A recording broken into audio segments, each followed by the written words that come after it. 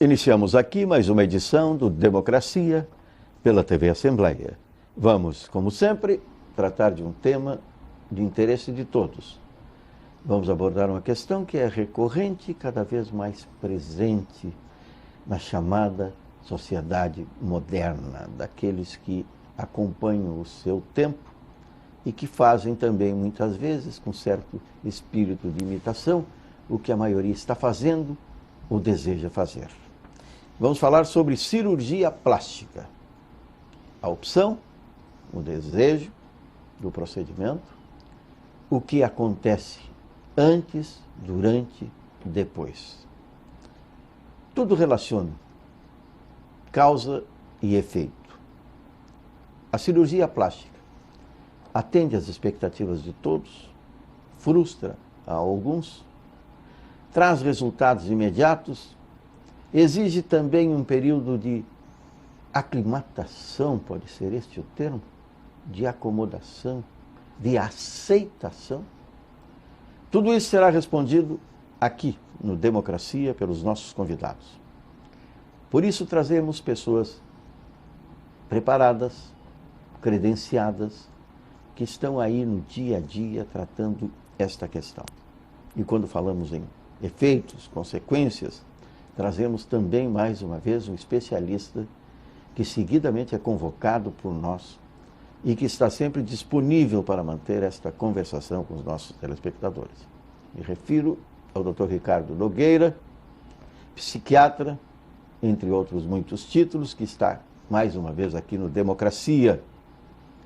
A doutora Edneia Kleber, que é dermatoesteticista, e a Monique Rivoire, que é esteticista facial. Para a primeira manifestação sobre a pauta de hoje do nosso Democracia, nós convidamos o doutor Ricardo Nogueira. Tudo bem? Pois é. Qual é a situação? Por que hoje a gente tem uma procura, não é de hoje, né? Essa procura é uma procura eterna da eterna juventude. Então nós temos muito medo de envelhecer, né? E pior do que envelhecer, porque envelhecer não é ruim, é melhor que adolescer, né? Adolescer é de adoecer, né? Que é adolescente. O envelhecer, ele tem que ser um envelhecimento com sabedoria, com sapiência. Não basta inteligência, tem que saber usar a cultura, a inteligência, o conhecimento a favor de si próprio. Mas a gente tem medo de parecer velho. Esse que é o problema. Então a gente quer parecer eternamente jovem. E a gente tem uma verdadeira fobia com o envelhecimento. Então nós procuramos, de um jeito ou de outro, ficar cada vez mais jovens. Então nós estamos naquele dilema do Benjamin Button, né? Quem viu o filme com o Brad Pitt, né? O Benjamin Button, o relógio dele virava ao contrário. Ele não ia para frente, ele ia para trás. Mas a história é porque o pai tinha perdido um filho naquela hora, então ele não queria viver para frente, queria viver para trás. Mas o filme é brilhante porque ele mostra o seguinte, que se a gente não envelhecesse e só rejuvenescesse, daria no mesmo. Porque um bebê e um idoso, eles são iguais, eles são incapazes, eles vão perdendo a sua capacidade de discernimento, de juízo. Então seria um paradoxo. Então é um filme muito inteligente, um filme brilhante, que todos devem ver, porque a gente quer sempre rejuvenescer. E, na verdade, pelo medo de ficar decrépito, né? Porque a grande medo que a gente tem é da decrepitude, a incapacidade de tu executar as tuas funções, né? E as funções básicas, né?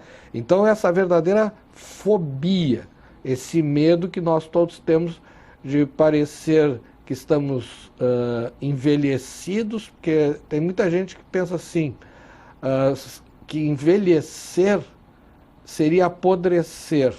Não necessariamente, né? A gente pode envelhecer crescendo, né? Evoluindo, né? E principalmente mentalmente. Então o que a gente vive hoje? A gente vive um verdadeiro paradoxo, né? São as crianças ficando adultizadas os adultos ficando infantilizados e, até certo ponto, idiotizados. E a gente define parâmetros. Então agora todo mundo tem que ser igual a Gisele Bündchen, o Brad Pitt, o corpo não sei de quem, não sei, e assim por diante. Que é uma verdadeira loucura, né? Agora, isso não é de hoje, isso vem desde a Grécia Antiga, né? Onde havia um verdadeiro culto à beleza, mas também não só a beleza, mas também a inteligência e a sabedoria. Então, acho que o que é importante é da gente cultuar a sabedoria, o uso da inteligência e do conhecimento para viver melhor, né? Agora, antes de vir para cá, eu estava conversando com o meu terapeuta e ele me dizendo, eu vou fazer um curso agora de pós-graduação na Unicinos sobre filosofia. Eu disse para ele, então vamos filosofar mais Sócrates e menos Prozac, né? É exatamente isso. Então, o que a gente tem que fazer é pensar mais, refletir do que nós estamos fazendo, o que nós estamos procurando. Então, a gente tem que procurar crescer. Agora, também, ele não pode ser radical, né? Eu acho que se a gente puder ter uma ajuda, cai bem, né? Uma ajuda leve, light, né? Assim, a gente não pode se transformar num Frankenstein, né? Então, a gente já viu exemplos de pessoas que ficam totalmente deturpadas daquilo que são. Agora, ajudar ali, diminuir uma ruguinha, né? Uma cinzelada. Dar uma ênfase na abertura do olho. O que eu acho engraçado é o seguinte, esses dias eu estava me dando conta que eu e meus amigos, nós estamos tudo fechando os olhinhos. Nossos olhinhos tá caindo aqui, as pálpebras. Até tem um conhecido meu e teu, muito conhecido, que fez um levantamento de pálpebra. Um dia ele apareceu com o olho arregalado. Aí nós, epa, que é isso, né? Aí depois caiu de novo, né? Porque não adianta, o peso do tempo, né? Mas que ajuda, né? Agora uma coisa assim... mais discreta. Discreta cai bem, não é? Eu acho até bonito, né? A gente também tem que se ajudar, né? Na alimentação, na atividade física... E se puder ter a ajuda dos profissionais qualificados e competentes, até às vezes para enfatizar, né, algum ângulo, alguma coisa, né, algumas coisinhas que a gente realmente tem que tirar, né? Agora, a gente não pode cair naquela síndrome de Munchausen, né?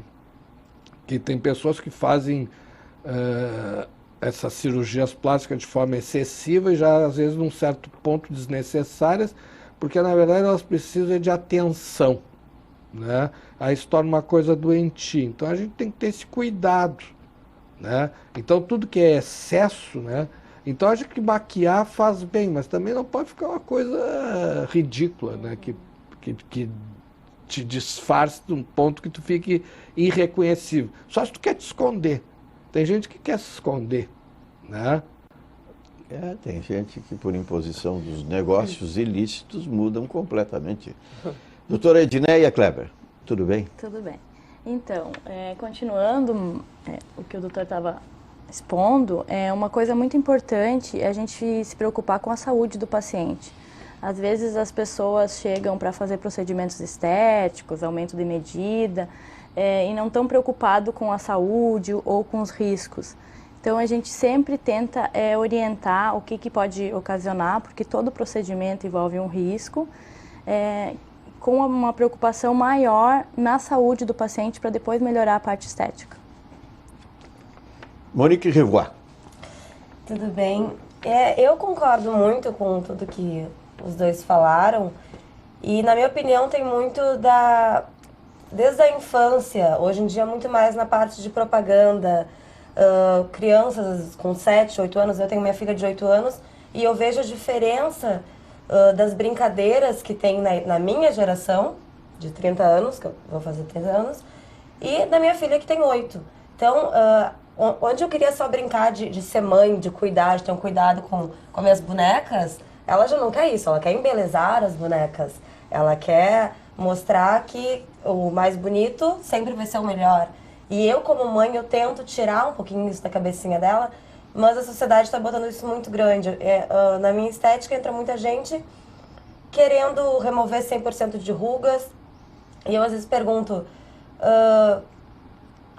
eu até brinco às vezes, muitas pessoas podem me interpretar mal, mas eu digo, com um procedimento simples de estética, que na minha área já não é a médica, mas a gente consegue atenuar sutilmente muitos pontos, mas nós não fazemos milagre, faz parte, eu acho, né,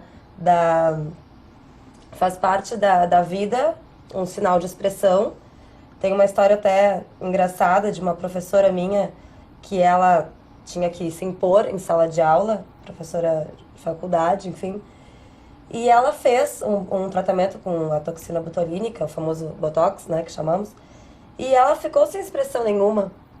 E ela dizendo que aquilo para ela foi terrível, porque ela não conseguia mais se impor à brabeza, fazer expressão onde ela poderia impor um respeito, e que virou chacota, todo mundo debochava dela. Então eu acho que os extremos, realmente, como o doutor estava falando antes, tudo que é demais, realmente acaba virando um vício, que nem tatuagens muitas vezes, outros procedimentos. Agora, o procedimento de estética, no momento que vira um vício e a pessoa vai perdendo a sua identidade, vai perdendo a sua característica, que é o principal que nós temos, é o que a gente pode levar daqui, né? Hoje em dia, tantas coisas nos são roubadas, nos são levadas, isso a gente tem conosco, eu acho tão bonito, tão bacana.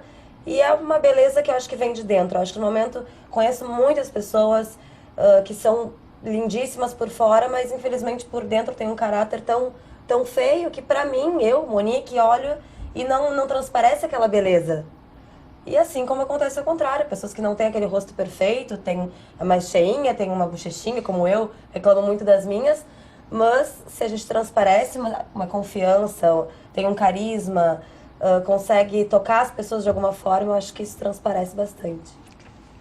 Doutor Ricardo, motivação, competição, busca de modelos chamados não universais, mas modelos ocidentais são determinantes da busca de reparos, alterações da pessoa ou na pessoa, no rosto, no corpo.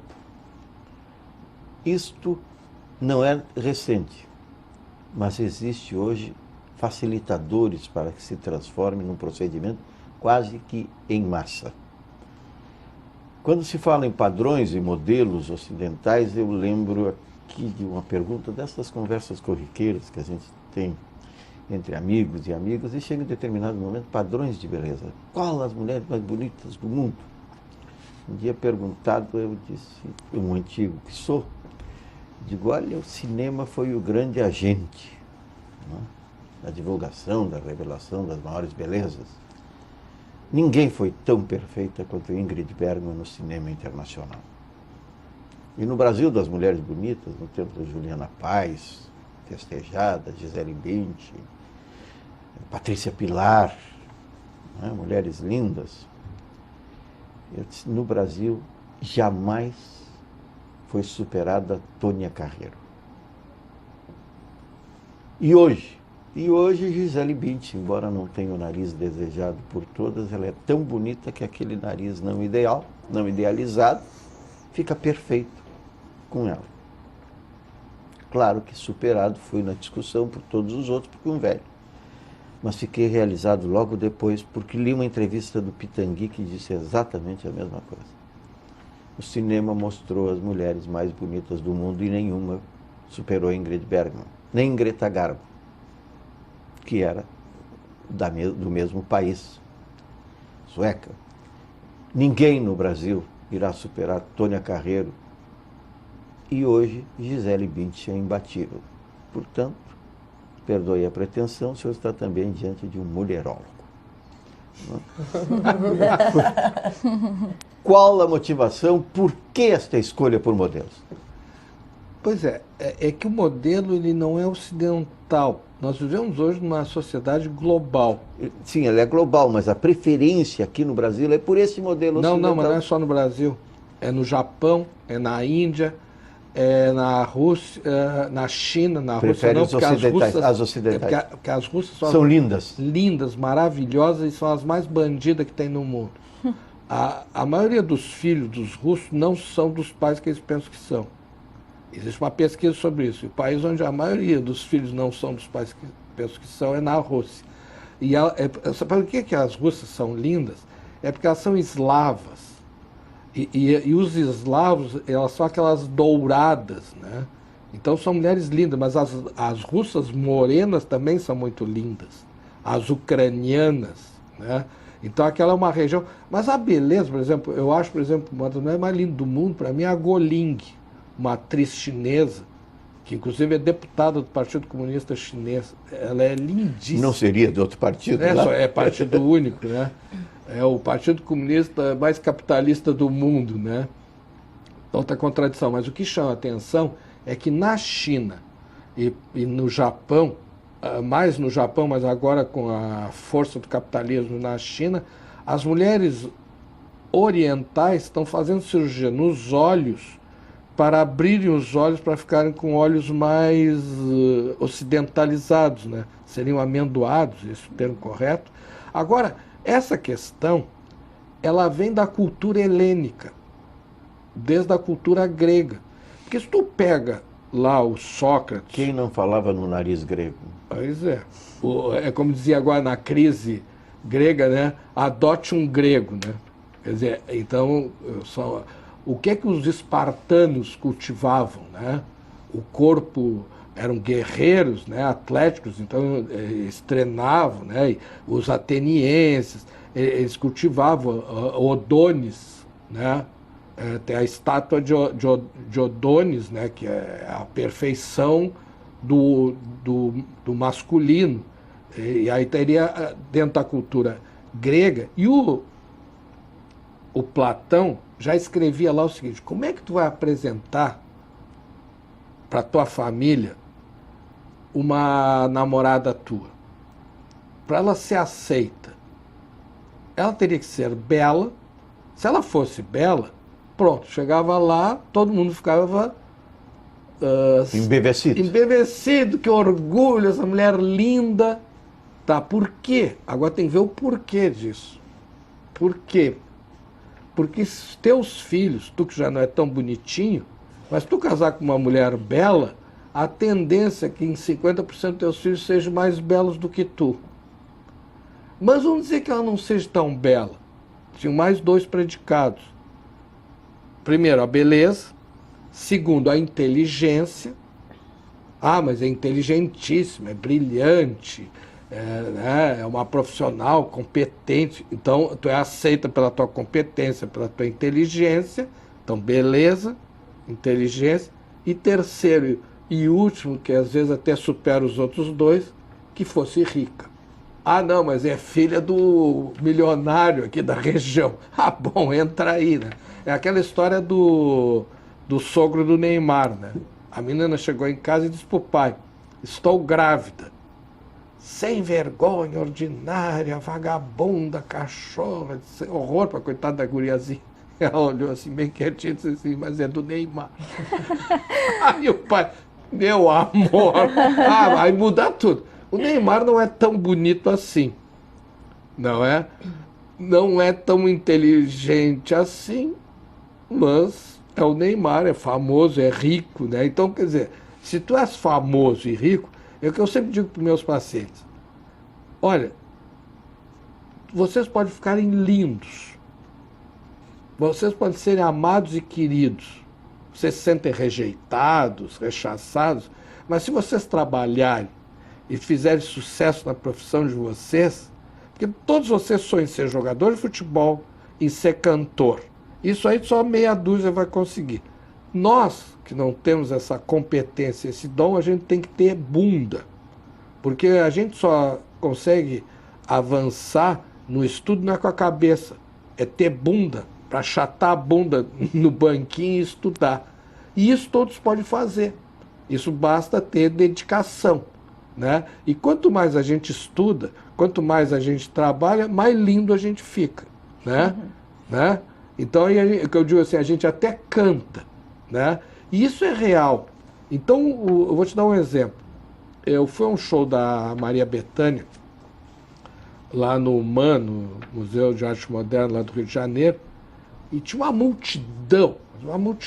Aí entra aquela mulher idosa, né? A Maria Bethânia está totalmente com cabelo branco, né? E aquele aspecto dela, aquele nariz dela, né? Se tu olhar assim, parece uma bruxa, né? Mas quando ela começa a cantar, ela começa a ficar linda. E aquela bruxa parece que tem uma vassoura, que ela voa no palco. Eu falo sempre no chamado aperfeiçoamento estético, que é crescente, das predileções.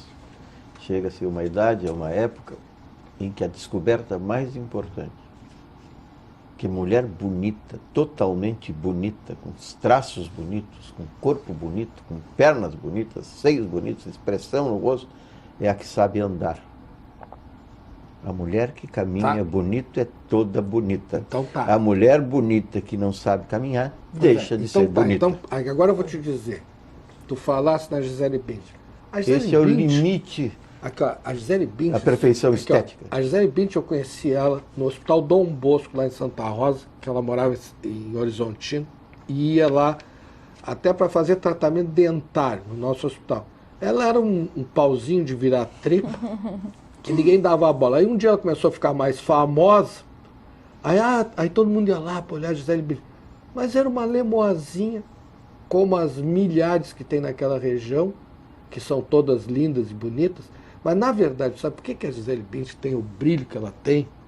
Eu até imitava ela, minhas filhas tinham horror daquilo. Se tu diz que tu é mulherólogo, sou eu que tenho 5 filhos. Né?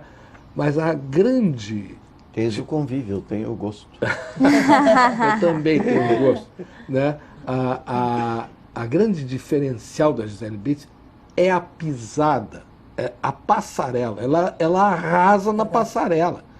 Não tem ninguém que tenha aquela passada cruzada dela, ela arrasa, entendeu? Então é isso que as pessoas têm que entender, que na vida a gente tem que crescer e enobrecer, e não apodrecer. Tá entendendo? Essa que é a questão. Doutora Edneia. Aproveitando para falar da expectativa de cada pessoa nesse processo estético, né? Então, às vezes eles chegam realmente para ficar com um padrão de beleza que não tem como. As pessoas chegam no consultório para ficar igual a Gisele Bündchen. Então, e às vezes o problema das pessoas está mais no emocional do que realmente a parte estética. Então é uma coisa que a gente tem que cuidar muito, nós, da estética, esse lado da pessoa que às vezes ela chega procurando outra coisa com uma queixa mais da parte estética. E essa ética, né, que a doutora disse, é fundamental do paciente, do cliente chegar em busca de uma solução estética e a gente saber dar uma freada, dizer não, tu não precisa nem gastar, nem investir, vai viajar, vai gastar esse dinheiro num bom restaurante, vai passear, né? E porque tu não precisa investir todo esse dinheiro num tratamento que não é bem aquilo que busca, e sim, deve estar mais no seu interior do que no exterior. Então, às vezes, fazendo um procedimento básico, iniciando, tendo alguns cuidados diários, tendo uma boa qualidade de vida, porque tudo é um conjunto, como o doutor tinha falado antes, é alimentação, é um exercício físico, não adianta a pessoa se plastificar inteira, beber o dia inteiro, ter uma alimentação rica em gordura. Aqui que vai adiantar a longo prazo, não vai ser, eu acho que, muito pior do que se não tivesse feito nada, né? É estabelecer o conflito, né? Exatamente, totalmente. Não é assim? Este conflito que se certeza. estabelece? Na verdade, E isso é comum, né? É muito comum, é muito comum. Na verdade, o que a gente precisa? A gente precisa mostrar para os outros que a gente está bem. Então, o que a gente faz? A gente se cuida, a gente se protege, a gente investe, né, para ser querido, para ser amado. Todos nós queremos ser reconhecidos, valorizados, amados e aceitos. Né? Então, para te ser aceito, tu tem que estar bem.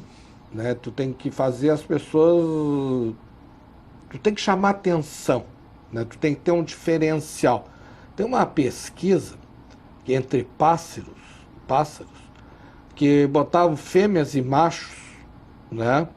E aí via como é que elas escolhiam, né? Aí eles pegavam e botavam num dos passarinhos um tupete diferente.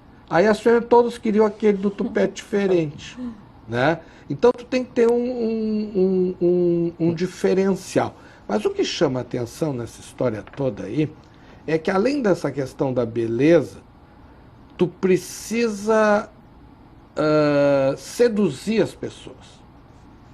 É a busca do encantamento, né? Que é esperado por aquele Que é o acasalamento, né? Porque o pássaro, antes de tudo, dança. E o que canta. E canta. E o que dança melhor e canta é o que chega mais perto. E o que chega mais perto é o que conquista. Nós estamos chegando ao final do primeiro bloco do Democracia, aqui pela TV Assembleia, falando sobre cirurgia plástica. Não o procedimento, esse trabalho cirúrgico, mas principalmente sobre o porquê da procura pela cirurgia.